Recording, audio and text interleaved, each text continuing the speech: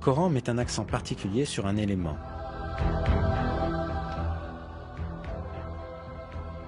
Le fer.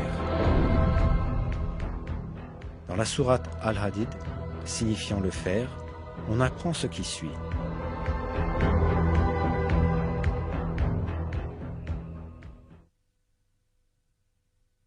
Et nous avons fait descendre le fer dans lequel il y a une force redoutable, aussi bien que des utilités pour les gens.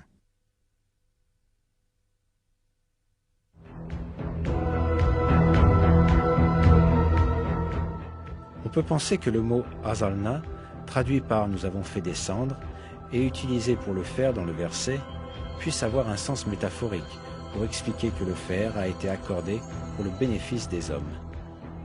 Mais quand on prend en considération la signification littérale du mot, on réalise que ce verset implique un miracle scientifique très significatif. Cette signification est faire descendre physiquement du ciel, comme dans le cas de la pluie et des rayons du soleil. Les découvertes astronomiques modernes ont révélé que le fer que l'on trouve dans notre monde est venu d'étoiles géantes dans l'espace. Le fer sur Terre, mais aussi le fer dans le système solaire en entier, viennent de l'espace, puisque la température du Soleil est inadéquate pour la formation du fer.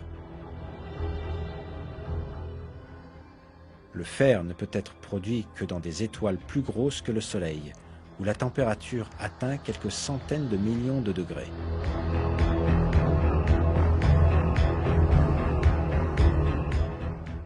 Quand la quantité de fer excède un certain niveau dans une étoile, celle-ci ne peut plus s'en accommoder et elle finit par exploser en ce qu'on appelle une nova ou supernova.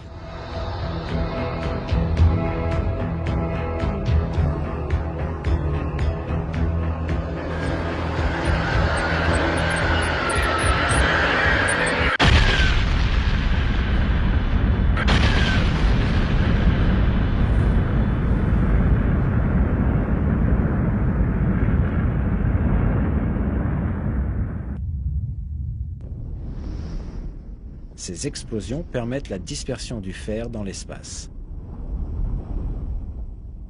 Tout le fer présent sur Terre provient de l'espace lointain grâce à ce mécanisme.